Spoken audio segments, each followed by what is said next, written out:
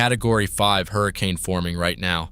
Full breakdown, 165 miles per hour. That is the sustained wind speed NOAA is now tracking inside a storm that did not exist on radar 5 days ago. It has crossed the threshold that defines the most violent category on the Saffir-Simpson scale, and it is pointing toward a coastline with roughly 4 million people on it. Here is what the data shows and what comes next. 5 days ago, this was a tropical wave, a disorganized cluster of thunderstorms rolling off the African coast. Nothing on the models flagged it as significant. By day 3, a closed circulation had formed and the National Hurricane Center issued its first advisory.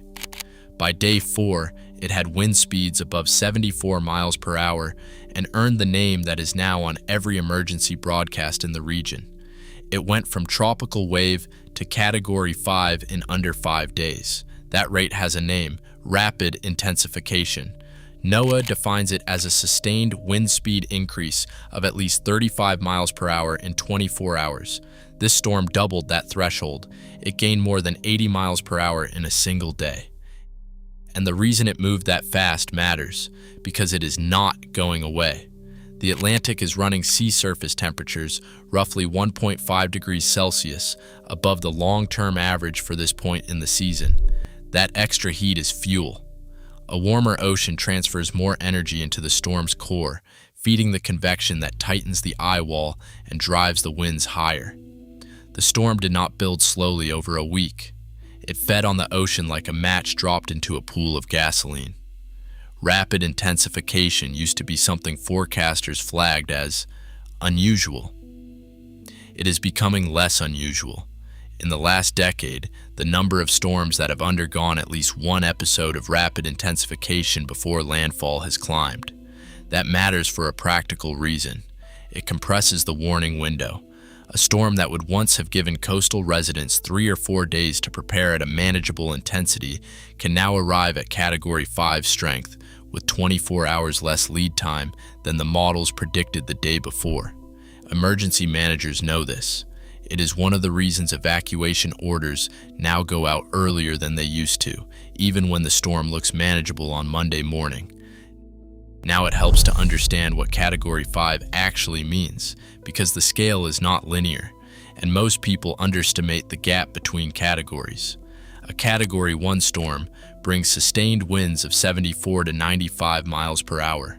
Trees fall, power lines go down. A Category 5 begins at 157 miles per hour. At that speed, the physics change entirely. Reinforced concrete structures suffer partial wall and roof failure. Mobile homes and frame buildings are destroyed.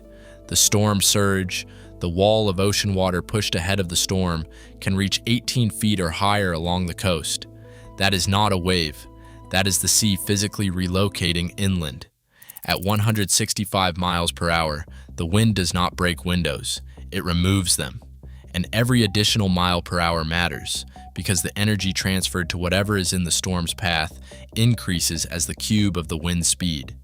The difference between 130 and 165 miles per hour is not a 27% increase in damage. It is far worse than that. Every 6 hours, NOAA's hurricane hunters fly directly into the eye of the storm, not near it, through it. Their instruments take readings no satellite can capture from above. Exact pressure at the center, wind speed at flight level, the precise structure of the eye wall. Right now, the central pressure sits at 910 millibars. The lower the pressure, the faster the winds. A Category 1 hurricane typically sits around 980 to 990 millibars. 910 puts this system inside the range of the strongest Atlantic hurricanes ever recorded. The eye itself is compact and clean. A tight, organized eye is not a sign the storm is weakening. It is the opposite. It means the convective engine inside is running efficiently, and the worst winds are concentrated in a narrow band directly around it. The storm is not losing coherence. It is sharpening. There is also the question of storm surge, which historically kills more people than the wind itself and gets far less attention in the coverage. Surge is not a wave. It is a sustained rise in sea level driven by the storm's circulation pushing ocean water ahead of it toward the coast. At this intensity and this track angle, the surge projections for low-lying coastal areas run between 12 to 18 feet above normal tide levels. Anything in that zone that is not elevated and built for it will be underwater. And unlike wind damage, which is immediate and visible, surge can arrive hours before the eye and linger hours after. People who shelter in place in surge zones do not always survive the decision. There is one more thing worth addressing directly, because every major storm now produces a wave of claims that it was steered, engineered, or deliberately intensified. The honest answer is straightforward. The energy inside a mature hurricane on a single day is roughly equivalent to half of the world's total electrical generating capacity. There is no technology that can manufacture or redirect that. What is driving this storm is the same force that has driven Atlantic hurricanes for millions of years: warm water, atmospheric instability, and the Coriolis effect. No hidden hand is needed to explain a 165 miles per hour storm in the middle of a record-warm Atlantic. The frightening thing is not that something unusual created it. It is how perfectly the ordinary conditions aligned. Here is what to watch in the next 48 hours. Watch the central pressure. If it drops below 900 millibars, the storm has not peaked. Watch the eye wall replacement cycle. Large, intense hurricanes sometimes weaken briefly as a new outer eye wall forms. But that cycle often ends with the storm just as powerful or stronger. A temporary dip in wind speed is not the storm dying down. And watch the track cone carefully, because the storm is far wider than the projected path. Damaging winds and surge extend well outside where the eye makes landfall. Being 100 miles from the center does not mean being 100 miles from danger. The models have been consistent on the track for 36 hours. That is not reassuring.